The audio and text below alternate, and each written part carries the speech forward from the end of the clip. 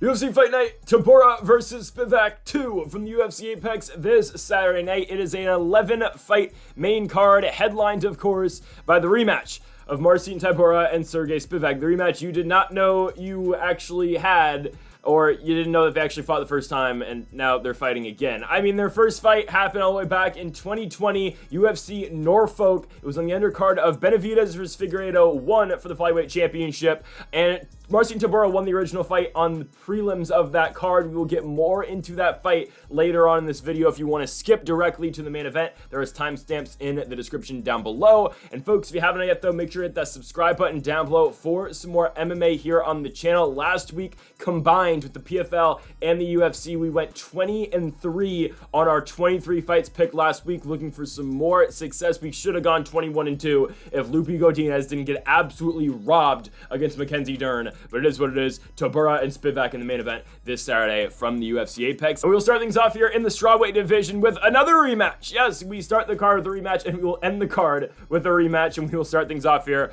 with Stephanie Luciano taking on Talita Alencar. Another rematch that you didn't know you wanted, and you probably still don't want, but now you have it. For Luciano, right, she gets her contract after the end of the Contender Series last year, or I guess after the Week 7 card. Alencar and Luciano fight to a draw. Now, if you rewatch that fight, Alencar wins the first 2 rounds. She just kind of takes Luciano down, doesn't do much with it, but again, wins the 2 rounds. And Luciano in the third really puts it on Alencar, gets a 10-8 round, almost finishes her on multiple occasions. Alencar is doing the, the butt scoot where they're on the ground, just, very tired, doesn't really want to continue, but just tries to stay in the fight. It ends up being a draw because, of course, Alencar wins the first 2 rounds, and you get a 10-8 for Stephanie Luciano. Luciano gets the contract, Alencar doesn't. However, Alencar finds her way on to the UFC anyways, and she's actually won a fight in the UFC, unlike Luciano. She won her first fight against Ryan Amanda by split decision, a fight that she did not win on that Song Yadong, I believe, Chris Gutierrez undercard last year. And now Talita Alencar, whose nickname is the Problem Child, like Jake Paul, is back for her second fight in the UFC. Luciano's been booked a couple times. Shanna Bannon, Julia Palastri, fights didn't happen. Now here she is in this rematch against Talita Alencar. Now, I understand, again, Luciano was the more, how do I put this? Is the fighter that the UFC would rather have had in terms of who they would sign in the Contender, right? You'd take Luciano because, again, she was looking for the finish, and Alencar was just trying to go out there and just trying to lay on her for 15 minutes. That's great. But in terms of a fight, there is much more that Alencar can fix for her to win this fight compared to what Luciano can fix. All Alencar's got to fix is going the full 15, which she did in the Ryan Amanda fight, and she ended up winning. Do I think she deserved the decision? No, I think she lost the fight. But she still went 15 minutes, and the judges did give her that third round, which ended up swinging the fight in her favor. All Alencar's got to do in this fight is not get completely dominated in that third round. I think Alencar is still able to get a takedown. She was very able to do that in the first fight with Stephanie Luciano on the Contender Series that just happened, about a year ago, less than a year ago. If you, again, go back and rewatch that fight, Alencar gets takedowns in the first and second rounds. She holds down Luciano for a combined, 7 minutes out of those first 10, wins those first 2 rounds, and yeah, Luciano really puts it on her in the third. But Alencar dominates those first 2 rounds just like how she got dominated in the third. There's much more, I think, that's fixable for Alencar in this fight, which is just cardio, than pure takedown defense from Stephanie Luciano. Again, both these fighters are familiar with each other now at this point, obviously, but still, I actually like the underdog in this fight. I'm taking Talita Alencar to win the fight. Again, we know Luciano's going to be the better striker. We know Alencar's going to be the better grappler. I tend to pick the grappler in this situation, especially the fighter who won more rounds in the original fight. I like Alencar to get it done by decision. I don't understand at all why she's an underdog, but I'm done, making locks at women's MMA because the only 2 fights I got wrong in the last UFC card were women's MMA fights. Now, again, I will say it again, Diniz did not lose the Mackenzie Dern fight, and Victoria Dudakova is just not good at mixed martial arts. But, how do you lose to Sam Hughes? But I really like Alencar to win this fight. Will I be betting on Alencar like I did for the other 2? Probably not. But it's fine. I'm taking Alencar to win the fight by unanimous decision. I just think she's able to get takedowns again. And again, if she can just fix the problem of her cardio, which she kind of did in her last fight, she should be able to beat Stephanie Luciano in the rematch. Yeah, give me Talita Alencar by unanimous decision. To our next one here, Youssef Zalal's second UFC run comes to its second fight, and he's taken on the Frenchman in, oh, he's not French, he's Dutch, excuse me, Jarno Errens. He's just fought in France a lot. I truly apologize for that one. Errens is 1-2 in the UFC, losses to William Gomez and Sung Woo Choi. In his last fight, a win over Stephen Nguyen. Errens looked good in the Nguyen fight, by far his best performance in the UFC.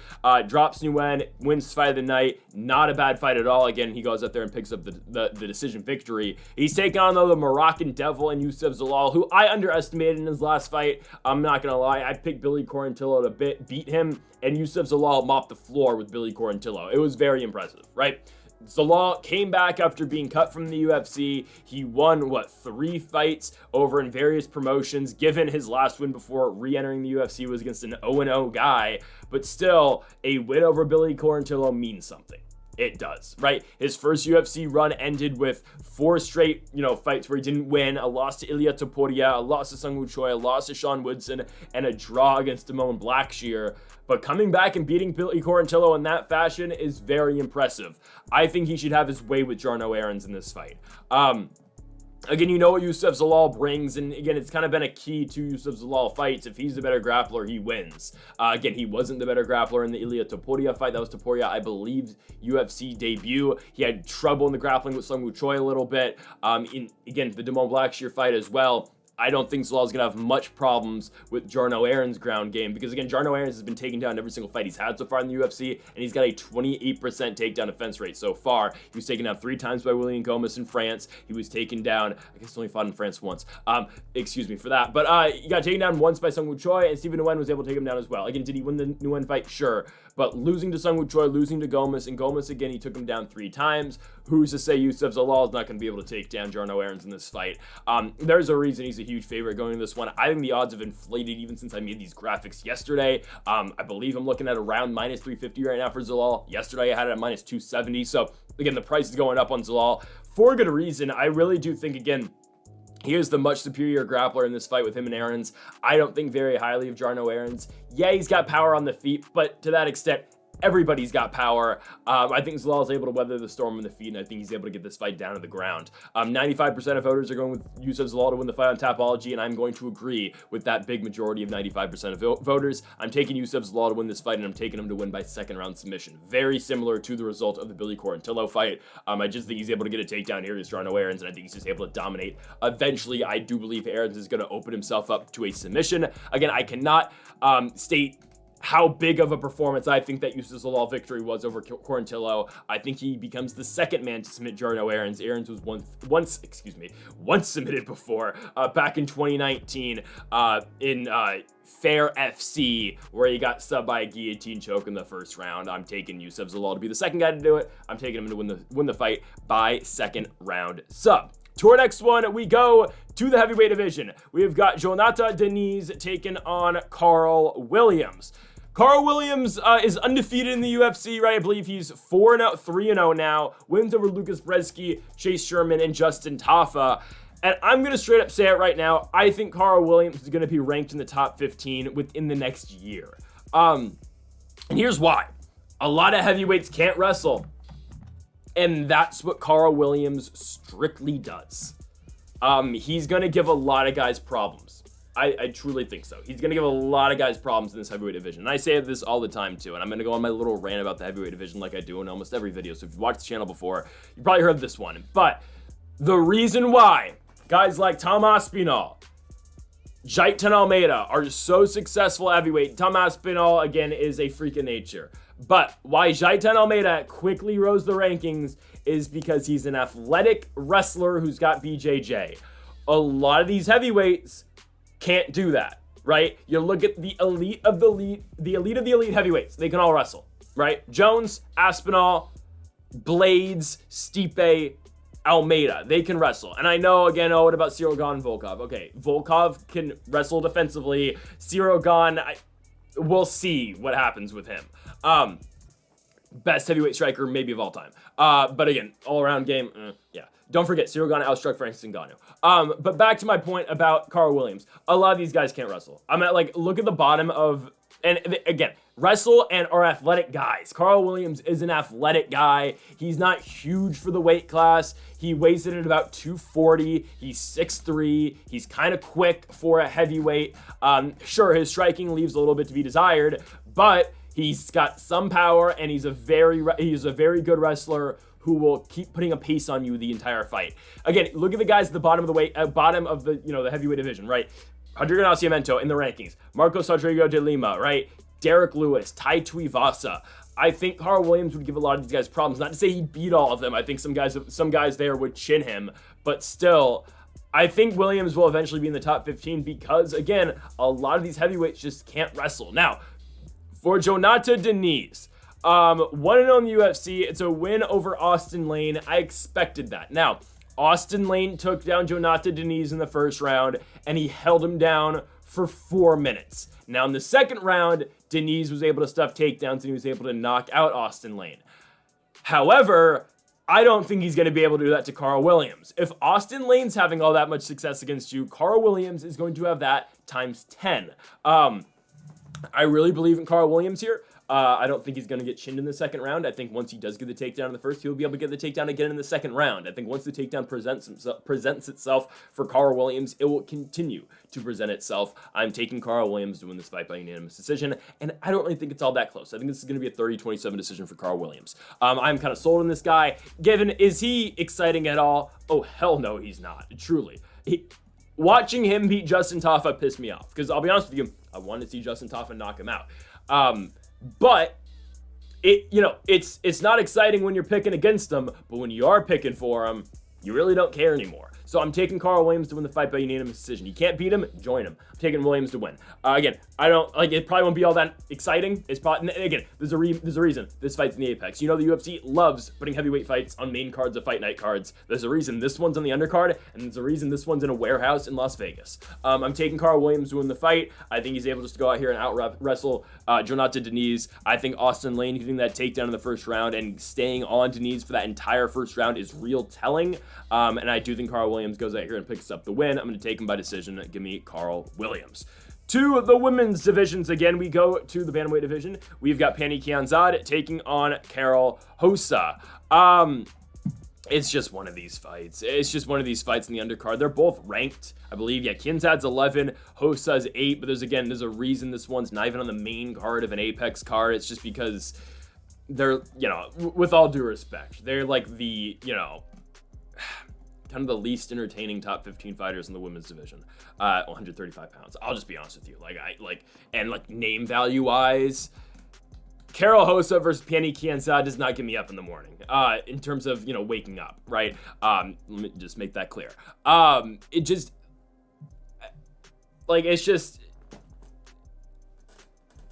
a fight. It's just a fight that's happening. The name value's not there. Carol Rosa, don't get me wrong, had a pretty good fight against Irene Aldana in her last fight, but she lost it, right? Good back and forth, trading on the feet the entire fight. Carol Rosa actually outstruck Aldana 204 to 145 significant strikes in that fight back at UFC 296. But everything Carol Rosa's done before that has just kind of been lackluster, I'm not going to lie. Win over Yana Santos, it lost to Norma Dumont, a win over Lena Landsberg, it lost Sarah McMahon, beats Betch Correia. Now we're in 2021 where she's beating Vanessa Mello and Jocelyn Edwards. Pannie Kianzad, back-to-back losses, Kelton Vieira, Macy Chasson. Kellen Vieira, that was a fight away from the belt, so we'll see how that goes. She's going to lose to Kayla Harrison, but still. A win over Lena Landsberg, a loss to the now champion Raquel Paddington. Kianzad's 1-3 in her last 4. And the Chasson fight, Chasson took her down and, took her back and submitted her pretty quickly. And I think that's where Carol Rosa wins this fight. I do like Carol Rosa on the ground. I know Kianzad does have a grappling game of her own, but that has been, again, her being on the defensive side of takedowns and, defensively fighting off jiu-jitsu has really, hurt her a lot recently. Kellen Vieira, Chasson, Sina Sajara Eubanks put her on her back for a little bit. Like, fighters, they have gone to the grappling game to kind of switch things up against Kianzad, and they've had a lot of success in doing so. And Carol Rosa, I think, will definitely be able to do the same. Again, we haven't seen really a wrestling-heavy attack out of Rosa since the Lena Landsberg fight. back at UFC 280 in 2022, but I do think this is where we see it again. I just think she has a big advantage down there against Kianzad, and I think she's able to really exploit that. I'm going to take Carol Hossa to win the fight by unanimous decision. Even on the feet, too, I'd like Carol Hossa as well. Again, I think she did pretty well in that Irina Aldana fight. Kind of forgot that fight happened, I'll be honest with you. But she did all right in that one. Again, you look at it pure numbers-wise, you'd think Carol Hossa would win the fight. But again, in terms of damage, of course, Aldana does hit harder. But Carol Hossa just kept walking through everything in that fight. I don't think she's horrible on the feet. I think she can win a striking fight against Penny Kianzad. But at the same time, I do think she's got a big advantage on the ground, too. So all things included, I think Carol Hossa is way better than Penny Kianzad. So give me Hossa to win the fight. She's ranked 8th. Which actually puts her like 2 fights away from the belt. But I don't know what they're doing at 135 pounds. I'd assume Juliana Pena and Raquel Pennington might main event in Salt Lake City, which is kind of ridiculous. And then you got Vieira and Harrison fighting. I don't know if that's on the same card or not, but the winners will fight. Those are the top 4 of the weight class. I guess Carol Hossa can fight like, I don't know, Macy Chasson next. I don't know. But give me Carol Hossa to win the fight by unanimous decision. Next up, I think this fight's going to be absolute violence. Danny Barlow taking on Nikolai Veretennikov. I probably butchered that. But we've got the Kazakhstani fighter coming into the UFC, making his UFC debut at 34 years of age to take on left-handed god Danny Barlow. Now, Danny Barlow is definitely expected to win this fight, and I will straight up say it. I think he wins the fight by first-round knockout. Barlow's very good. Truly. This guy's 29 years of age. He's still, again, this is going to be his 9th professional mixed martial arts fight. He's still, again, coming into his own as a professional mixed martial arts fighter. But I am very impressed with Danny Barlow. I'll straight up say it. I'm very impressed with this guy. I think he's very solid. Go watch his fight with Josh Quinlan. Pure violence. Eventually puts him away in the 3rd round. I was very impressed with that fight. I was very impressed in his fight on the Contender Series against Raheem Forrest, where he knocks him out in the 1st round. You go back and see what he did in CFFC again. Just pure violence out of Danny Barlow. He goes in there and he knocks guys out. He was supposed to take on Uros Medic in this fight, which I thought was going to be a very interesting fight. Against a really decent guy, and it's going to be a huge step up in competition for Barlow. Now he's going to get Nikolai instead, which I think is fine, because again, Nikolai's coming into the UFC, and let's just say it, he's kind of set up to lose this fight. Taking the fight on about a week and a half's notice. He's 34 years of age. He fought in the Contender Series, lost but to Michael Morales. His biggest win, I would say, is that win over Anthony Ivy in 2021. Beat Anthony Ivy by knockout in Fury FC. That's when Ivy went on his huge skid of losses. Now he's in the PFL, and he just beat Jaleel Willis. Came back and won that fight last Friday in Nashville. So Ivy's really turning it around since being cut from the UFC, and since going on that big losing streak. Ivy, again, has been a pretty solid fighter for the PFL, who I could see definitely being in their season next year. But for Nikolai, right, a win over Anthony Ivy in 2021, it got him his shot in the Contender Series. He lost 3 straight wins since then.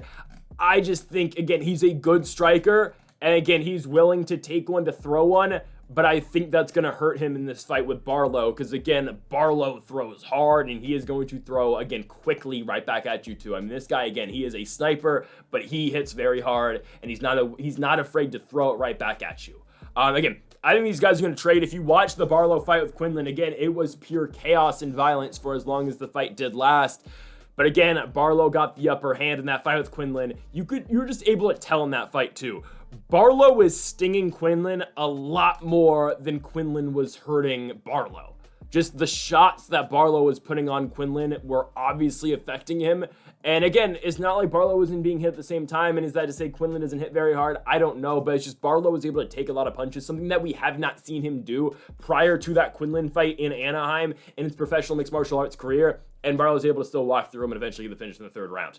That's why I think he does it. He gets the finish in this fight against Nikolai. Just because, yeah, he's going to see power coming back at him, but he saw that in the Quinlan fight. He was able to, again, bear down, again, keep walking forward and put the guy away. I think Barlow goes out here and wins this fight. I'm taking him to take it by 1st round knockout. Left-handed god Danny Barlow wins the fight, remaining undefeated professionally and in the UFC. To our next fight here in the bantamweight division, we have got Toshiomi Kazama taking on Charalampus Grigoriou in this fight. This is an interesting one. I don't know why it's so high on the card above, honestly, every fight but the strawweight fight. I believe this is going to be the prelim headliner. It is, which I don't kind of understand. Well, I kind of get, because the loser of this fight is probably being cut from the UFC. Actually, no, Grigoriou probably gets another chance. I was severely underwhelmed with Grigoriou's first fight in the UFC against Chad Anheliger. He did not look very good. He wins the second round. He doesn't do anything in terms of damage, but he wins it because he gets a takedown. In the third round, Anheliger completely takes over and dominates. Charlampous really could not get going in the feet. He tired very quickly in that fight. He had Merab Dvalishvili, Ray Longo, and Aljamain Sterling in his corner. He might have Matt Serra there as well. And it was severely underwhelming. Severely underwhelming against a guy in Chad Anheliger who wasn't, seeing the most success in the UFC up until that point. He was 0-2 in the UFC going into that fight.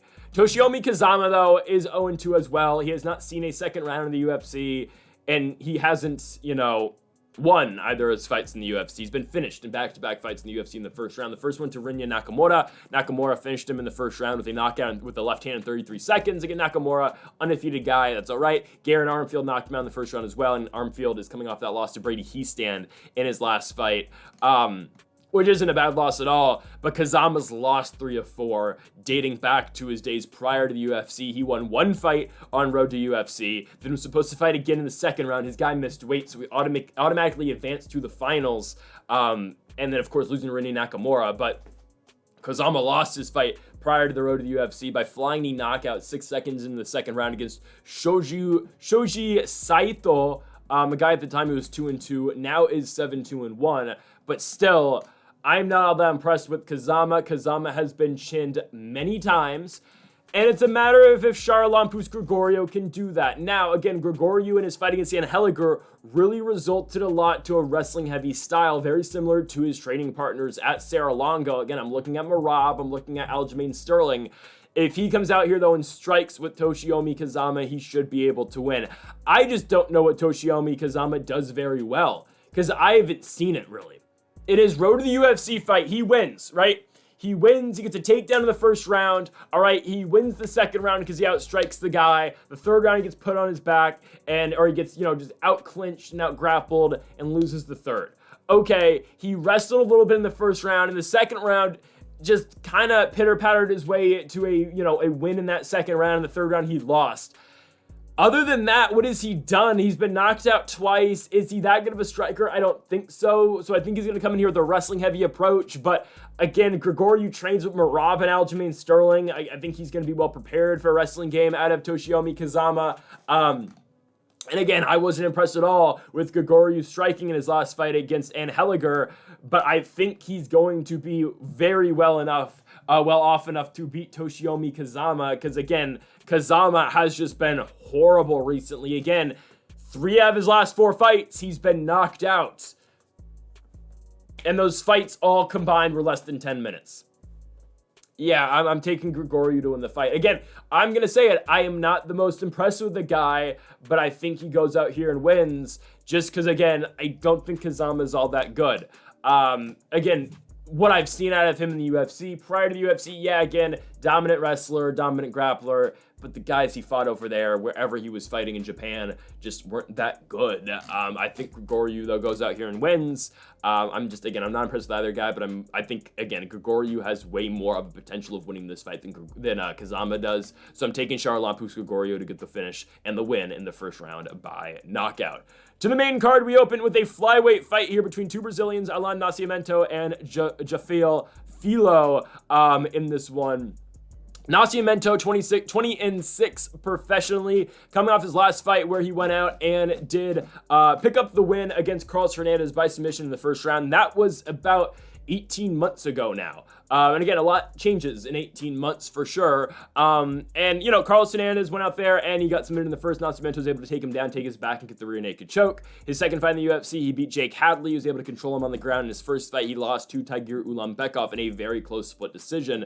He's taking on Jafil Filho in this fight, who is 16-3, made his UFC debut against the guy that nobody wants to hire anymore, Muhammad Mokaev. Mokaev submitted him in the third round. It's that fight where Filho, basically broke his knee on the knee bar, ripped his knee to shreds, but again, Mokaev kept fighting. Since then, though, Filho's picked up back-to-back submission victories over Daniel Borez and the Picasso of MMA, who is going to be on a main card of the Sphere, in Ode Osborne. But Nascimento and Filho here, again, you got two very good grapplers, right? I mean, that's what both these guys just straight up do. And it's going to, again, I think it's going to be apparent in the first round of this fight who will be the winner. It's whoever dictates whoever dictates the momentum on the ground, whoever, again, is the one controlling the fight in the first round, I think wins it. It's a tough call. It's a tough call because Filho's looked very good. Filho has recently, right? Given the guys he's fought, Borez, 0-1 in the UFC. Ode Osborne has had his troubles on the ground so far in his UFC career and just in his MMA career. He's fighting Ronaldo Rodriguez in his next fight. If he loses the fight, he's probably out of the UFC. My guy Picasso. But still, Filho's look very good. Again, his only loss is Mokaev. Nascimento's 2-1. His only loss is a close fight to Tygir Ulanbekov, in which he took it on short notice. I just wish Alan Nascimento was more active. I mean, you look at this guy's Tapology page, so many cancellations of fights. Supposed to fight Sumadarji last year, he withdrew from the fight. Supposed to fight Tim Elliott in the summer last year, he withdrew. Supposed to fight Malcolm Gordon a year and a half ago, that wasn't his fault, but still, he's withdrawn from a lot of fights. He's had a lot of fights canceled. Now he gets Filho here. I think on the feet, Filho is better. I really do think he is. I think he is the better striker. But on the ground, this one is very difficult to pick. Just because, again, both these guys are very good BJJ players.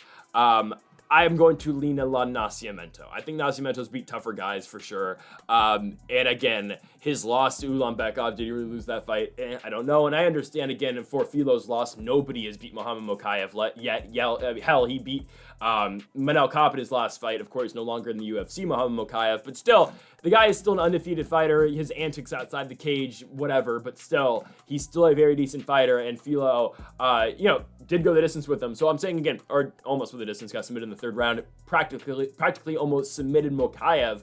I think Filho is good. I just think Nascimento is slightly better on the ground. On the feet, I do like Filho a lot. I just think Nascimento has the better ground game. I think he's able to dictate where the fight goes. I think to a certain extent, though, both these guys' jiu-jitsu games are going to somewhat cancel out each other just because they are so good on the ground. I don't think either guy is able to get a submission. That's why I do think we see a decision victory for Nascimento. I just think he's going to be one step ahead in this fight. I think the scrambles are going to be good, but I'll make a slight comparison to Amanda Lemos and Vina Jandiroba. I think Nascimento wins a lot of the scrambles, and I think he ends up in better positioning. That's why I think Nascimento wins. Give me a lot of Nascimento to beat Filho by unanimous decision. Going now to the women's bantamweight division. I do believe this fight's taking place at, I believe Tapology's got this fight at featherweight 135 pounds, but I think that's just a mistake. I believe this is at 135. Yeah, the UFC has this at 135. I don't believe they're no longer holding fights at featherweight for the women's weight classes. Anyways, we got Yana Santos taking on Chelsea Chandler. Chelsea Chandler is ranked in the UFC. What happened to the sport I love? What happened to it?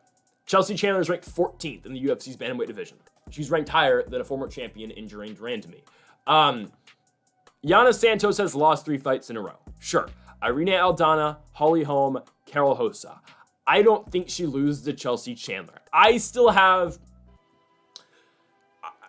think Chelsea Chandler is not very good at mixed martial arts. Okay, she beat Josiane Nunes. Well, Josiane Nunes failed all of us in that fight, didn't she? Right? She did. She failed us in that fight. She should have won the fight, but Chelsea Chandler was just able to out-control her on the ground. Yana Santos, all she has to do is defend takedowns in this fight, and she wins. But now as I'm looking at this, I kind of forgot Yana Santos is pretty bad at doing that. Oh, God, I'm really bad to Chelsea Chandler to win a fight. Oh, I might. I forgot Yana Santos can't wrestle. She really can't. Yeah, because Aspen Ladd beat her on the ground. Eventually finished her in the third round. Kellen Vieira beat her on the ground. Even though Santos won that fight, but Kellen Vieira, again, saw a lot of success on the ground. The reason why, Aldana. Vieira didn't win that fight against Yana Santos because she literally did not throw a punch when she had Santos on the ground or Kunitskaya on the ground. Santos got knocked out by Aldana. Holly Holm controlled her on the ground and wrestled her. Carol Rosa beat her in the grappling. Actually not really. That was actually Yana Santos. Ooh, this one's tough. I don't trust Chelsea Chandler to win a fight in the UFC again. Oh, God, I'm actually gonna take her. Yeah, I'm taking Chelsea Chandler to win a fight. I just said I don't think she's very good at fighting. I still don't think she is. But Yana Santos, matchup-wise, again, Chelsea Chandler matches up very well with Yana Santos as I'm looking at this fight.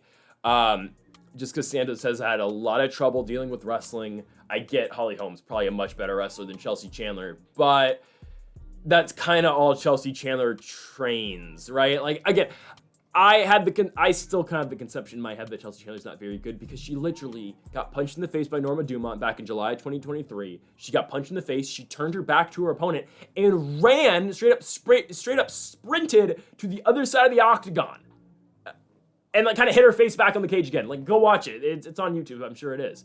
It's probably one of those compilations most awkward moments in UFC history because it is. It's very weird. That's why I kind of have the conception in my head that Chelsea Chandler is not very good.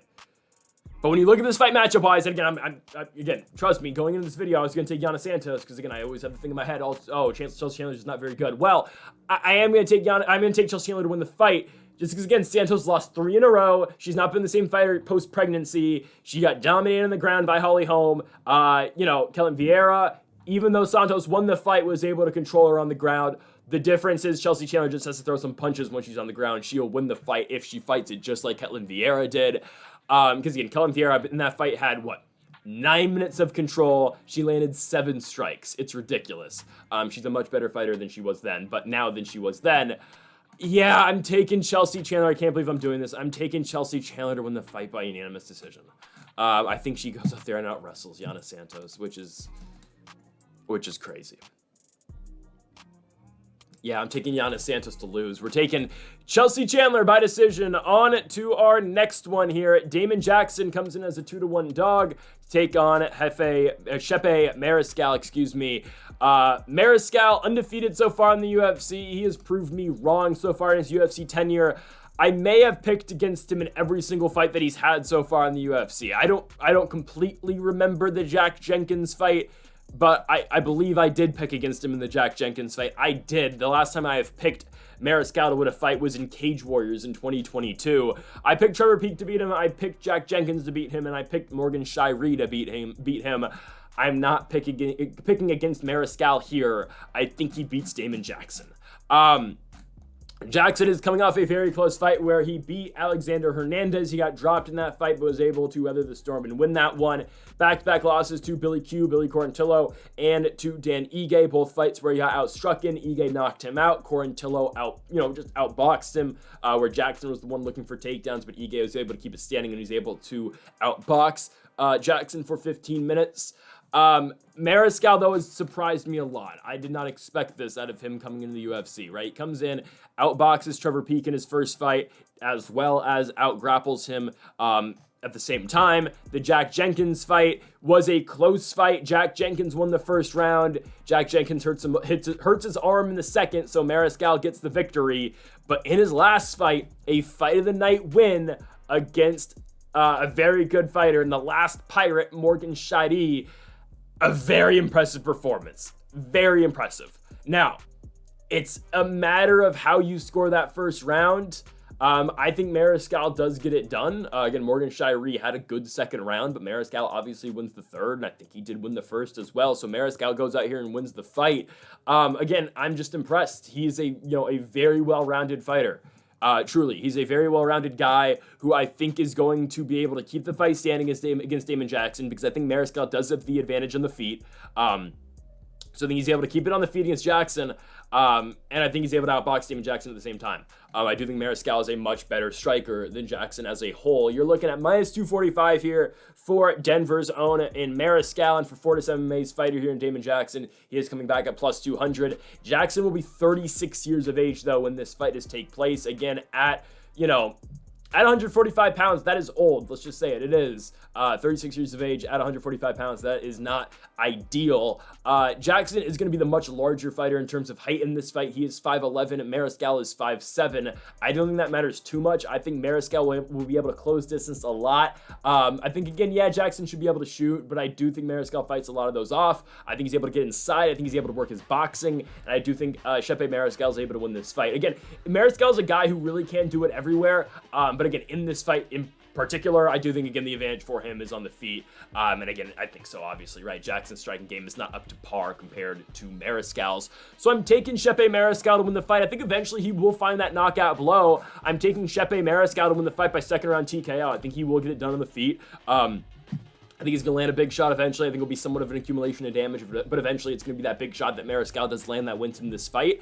And I'm taking Mariscal to remain undefeated in the UFC. He will become 17-6 as a professional mixed martial arts fighter, and he will be 4-0 in the UFC with another very notable victory here over the Leech, Damon Jackson. To our co-main event in the bantamweight division, we have got Chris Gutierrez taking on Javid Basharat. For Basharat, he is coming off of his first loss as a professional mixed martial arts fighter, where he lost to Ayman Zahabi. You know, maybe I should have saw that one coming, considering Zahabi's takedown defense passed in the UFC, right? I mean, a very good defensive wrestler is Zahabi. But I don't know. I mean, I wasn't picking against Basharat, I don't think. Like, again, the guy was undefeated at that point. Again, he's a pretty sizable favorite against Zahabi, but Zahabi went in there and just weathered the storm. Basharat was not able to get a takedown in that one, and Zahabi ends up winning it. Again, a very close fight, don't get me wrong. Again, razor thin on the scorecards. Again, the first and second rounds are very close. The only round that is, again, definitely, you can make the decision the only round in that fight that you can easily point one way to is the third round to Zahabi. The first and second rounds are very close, but Basharat wasn't able to get Zahabi down in that fight, and that's really what hurt him. Again, because that's what he's been able to do to a lot of guys so far in the UFC. It's been the takedown. Again, it's what the Basharats do, right? They're very good wrestlers. They try to get the fights to the ground. And I think that's where Chris Gutierrez will struggle a little bit in this fight. Gutierrez, Song Yadong took him down a couple times in their main event last year in 2023, and that's the last time we have seen Chris Gutierrez was all the way back in that main event spot in 2023. But again, Basharat's going to put that pace on him. Basharat is going to continue to shoot takedowns when Basharat's been at his best, right? You look at the first card of, I believe, 2022, the Sean Strickland, Nasruddin Imavov card where he beats Mateus Mendoza. Again, I probably butchered his name. I do it every single time. He was able to go out there and just dominate with the wrestling. Again, your wrestling sets up everything in your game. And that's what Basharat's, when he's at his best, he's able to build off that, right? He's able to shoot takedowns, he's able to threaten. Again, we say it all the time, your grappling and your wrestling makes your striking better. And then again, when Basharat is on, that's what happens. Gutierrez in his main event spot against Song Yadong did see a little bit of trouble in terms of dealing with the grappling game of Yadong. Yadong was able to win the last two rounds with that grappling advantage and that overall control and wrestling advantage he had over Gutierrez. He was able to get takedowns in both the second and the third round as well. And that's where I am a little bit concerned for Gutierrez in this fight. It is with the wrestling. Alatong Lee wasn't able to keep Chris Gutierrez down, but he was able to successfully shoot 2 takedowns on him. But again, he only had him down for like a minute, so I'm not too concerned about that. But with these better wrestlers and better guys in the weight class, like Javid Basharat, who I understand is coming off a fight where he did not get a single takedown against Ayman Zahabi, and he lost. I get that. He's still one of the better wrestlers in the weight class, and I do think he's going to go out here and give El Guapo, Chris Gutierrez, a lot of trouble. Again, Song Yadong was able to do that in their main event last year. That's the last time we have seen Gutierrez fight, and I'm very inclined to say that I think Basharat maybe won't follow that same game plan that Yadong did pull off in their main event in December, but I do think Basharat is going to be the aggressor in terms of taking the fight down, and I think he's going to be very successful in doing so. Again, I've seen Gutierrez put it on his back in his UFC career so far, and that's ultimately what Basharat is trying to do to everybody. So I'm very inclined to take Basharat in this fight. I do think it's a very simple pick in this one. If you're leaning Gutierrez, again, you are banking on the fact that he's able to stuff takedowns from Basharat. I am not willing to go that far in saying that, so I'm going to take Javid Basharat, the Afghani fighter, to go out here and beat Chris Gutierrez by unanimous decision, using the wrestling again and his pace. I think, again, as long as Basharat's able to keep up that pace for 15 minutes, I think he's able to win the fight, and I do think he does so. Give me Basharat by unanimous decision as we go on to the main event in the heavyweight division. Oh man, Marcin Tybura versus Serghei Spivac. The first fight was, again, on the Benavidez Figueiredo 1 undercard in Norfolk, Virginia, February 29th, 2020. It has been over 4 years since their first matchup, and it's not like this is some crazy hyped up fight, because, again, nobody really cares that much about this fight. But they're two ranked heavyweights, right? Tybura currently is ranked number 8. Spivac is 9. I don't know where the winner of this fight goes. I think the winner of this fight either takes on Curtis Blaydes or Serghei Pavlovich, because both those guys are coming off a loss. So it's going to be a huge step up in competition for the winner of this one. I think especially if Tybura gets it done, because he is coming off that win over Tuivasa in his last fight. So again, nonetheless, the winner of this fight, I think, is primed for a pretty big main event. Now, are they primed for a main event against a guy that they're probably going to lose to? Probably, right? You're probably going to get Curtis Blaydes in America in a main event, probably with the crowd, or you get Serghei Pavlovich probably on in England or an Abu Dhabi main card, or maybe in I don't think Pavlovich can fight in France. But you probably get Pavlovich on a main card somewhere in Europe, right? You get one of those guys, I think. Or maybe, actually, Almeida doesn't have a fight. Maybe the winner takes on Almeida. But nonetheless, I think the winner of this fight is probably set up for failure in their next one. However, this is the main event spot we get. So going back to their first fight in Norfolk, Virginia, I rewatched the fight. I think Tybura wins every single round in that one. Tybura was very dominant in terms of controlling the fight in the clinch. You could tell who the stronger guy was. Now, again, a lot has changed in 4 years, obviously, right? Spivac's not the same guy he was in that first fight, nor is Tybura. But it was very clear that Tybura was the much stronger guy in that fight. Tybura was the one pushing Spivac back up against the fence. He was the one initiating the clinch, pushing the clinch back into the cage. And he was the one getting takedowns as well. On the feet, Spivac had his moments, but Tybura was the better guy. I think just at that time, back in Norfolk 4 years ago, I think Tybura just was a much better fighter than Spivac was. And I think Spivac has improved greatly since that fight, considering that was Spivac's, third fight in the UFC, right? I mean, he was coming off a huge win over Tuivasa, where he submitted him with an arm triangle choke. He lost his first fight in the UFC to Walt Harris, and then he got thrown in there against Tybura. Since then, Spivac has beat Carlos Felipe, beat Jared Vandeira, beat Alexei Olenek, lost to Tom Aspinall, beat Greg Hardy, beat Augusto Sakai, biggest win of his career against Derek Lewis, and then went to France and lost to Cyril Gane. Since Tybura's fight against Spivac, he has gone out there. He has beat Maxim Grishin, beat Ben Rothwell, beat Greg Hardy, beat Walt Harris, lost to Alexander Volkov, beat Alexander Romanov, beat Blagoy Ivanov, lost to Tom Aspinall, beat Tai Tuivasa. Tybura's beat some guys, let's be honest. Tybura, really, his only losses are Volkov and Aspinall. Spivac, I mean, his losses are Aspinall and Gane, and Tybura. Both these guys, again, they are top 10 guys who just can't get over the hump and get into the top 5. And unfortunately for both these guys, I'm just going to keep it on, be honest, I don't know if they're ever going to reach the top 5 of the weight class. I think, okay, this is not giving away the pick at all, because I'll say my pick in a couple minutes here. I think Spivac has much more potential of getting the top 5 of the weight class than Tybura does. And I'll just say it right now, I think Tybura's a better fighter right now. Spivac's only 29 years old. And again, I said it earlier with Carl Williams, Spivac can wrestle. And Spivac is going to dust up a lot of these guys under him in the rankings, to the point where he only has to win one fight after he builds himself up against guys ranked, 9 through 20. He's only got to win one fight to get in the top 5. I don't know if Tybura right now is equipped to beat any of those guys in the top 5. I don't know if that makes entire sense, but with Spivac, he's going to be around this for much longer at this point than Tybura is. Tybura's 38, Spivac's 29, and I'll give my pick right now. I think Tybura actually does beat Spivac on Saturday, but I think potential-wise, I think Spivac's got a lot more potential in the sport than Tybura does. Not to say Spivac's going to be a champion someday. I don't think he's going to.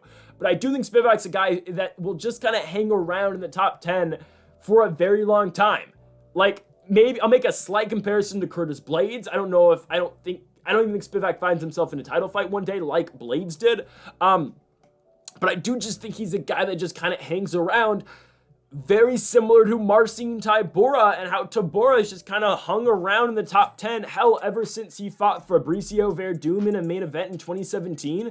He's just kind of hung around in the top 10, and I think that's kind of what Spivac's going to do. I mean, again, this will be the 20th fight in the UFC for Marcin Tybura on Saturday night, and yes, he is 38 years old, and I get it, heavyweights can fight really till they're 45, so maybe Tybura does hang around for their 7 years, but I just think in terms of being a potential player in the top 5, I think Spivac does have a brighter future. In terms of this fight, though, I am taking Tybura to win. Now, Spivac, I think, is the much larger guy. I think going into this fight, again, you watch the fight in Norfolk, they look about the same in terms of size. I think Spivac is going to come in a lot heavier than Tybura is in this fight. Again, Tybura weighs in around around that 240 mark. Spivac, high 250s, low 260s. Spivac's gonna be the bigger guy, and he should try to be the bigger guy in this fight, because I think this fight is going to basically come down to wrestling. I think it's going to. I'm not that impressed with Serghei Spivac's striking game. I think Tybura's a better striker than Spivac. That might be a hot take. I don't think it is. But, you know, I saw Tybura go out there and outstrike Ben Rothwell for 15 minutes, look very good in that fight. I saw him go out there and outstrike Greg Hardy, which is what it is, right? But Blagoy Ivanov, he went out there and outstruck as well. I'm not too impressed with Spivac's striking game. Spivac, again, very good wrestler, and I think he might have a slight advantage in the wrestling game against Tybura, maybe. But I just think in terms of octagon control, and again, this is kind of me going off the first fight here, octagon control, I think Tybura kind of has Spivac beat here. And Tybura, again, this is kind of when I first started making videos about the UFC on my channel, right, 2020. I would say this the first couple times I talked about a Marcin Tybura fight. He's known for, again, kind of being boring, getting guys back against the fence and just kind of holding on to him. But legitimately in this fight, that's going to be huge for him to do, right? That's what he did in the Serghei Spivac fight. I think that's kind of where I got that, you know, that image in my mind of Tybura just being that type of fighter, was when he did that the first time to Spivac in their fight in Norfolk, Virginia. I think that's going to kind of play a big factor in this fight. I think Tybura is going to do that a lot. I think he's going to do a lot of damage in the clinch here. I think the knees that Tybura is going to be able to throw in the clinch, along with the dirty boxing, he's going to be able to throw as well. I think this fight's won and lost in the clinch, and I don't necessarily think it's won and lost in terms of wrestling. I think it's going to be a big fight determined by the clinch. I mean, on the feet, I like Tybura. I think he's a better striker. I think Tybura controls the clinch a lot. And I think he's going to be able to control Spivac's wrestling too. I think Spivac's going to look to take him down. But I do think Tybura is able to keep the fight standing, or at least keep it where he wants it to be in terms of, yeah, in the clinch or in the striking game, or even if Tybura is the one engaging in the takedowns as well.